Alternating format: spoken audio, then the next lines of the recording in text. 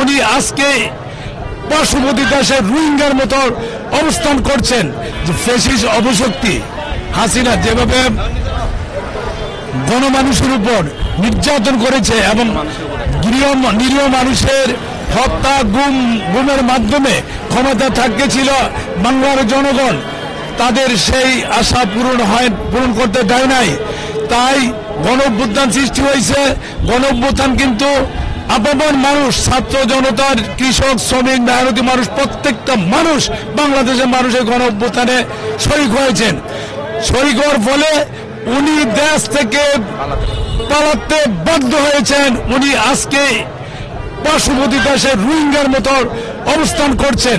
কিন্তু আমার নেত্রী দেশনেত্রী বেগম খালেদা জিয়া এত নির্যাতনের মাধ্যমেও কিন্তু দেশ ছেড়ে পালায় নাই। কারণ উনি বলেছিলেন যে আমার বাংলাদেশ ছাড়া অন্য কোন স্থায়ী ঠিকানা না, বাংলাদেশ আমার স্থায়ী ঠিকানা। উনি বাংলাদেশে রয়ে গেছেন। আজকাল শহীদরা, যারা শহীদের আত্মত্যাগের বিনিময়ে ফ্যাসিস্ট অপশক্তির অবসান হয়েছে, সেই শহীদদের আমি বিদেহী আত্মার মাগফিরাত কামনা করছি। এবং আজকে এই মৌন মিছিল প্রমাণ করবে বাংলাদেশের মানুষ শান্তিপ্রিয় এবং শান্তিতে বসবাস করতে চায়, যার জন্য মৌন মিছিল।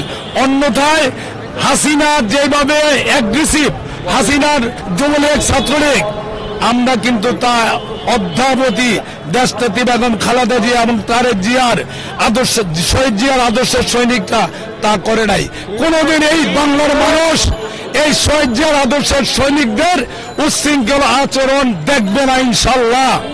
এস এম আব্বাস, আমি 13 নম্বর ওয়ার্ডের জনতার কাউন্সিলর।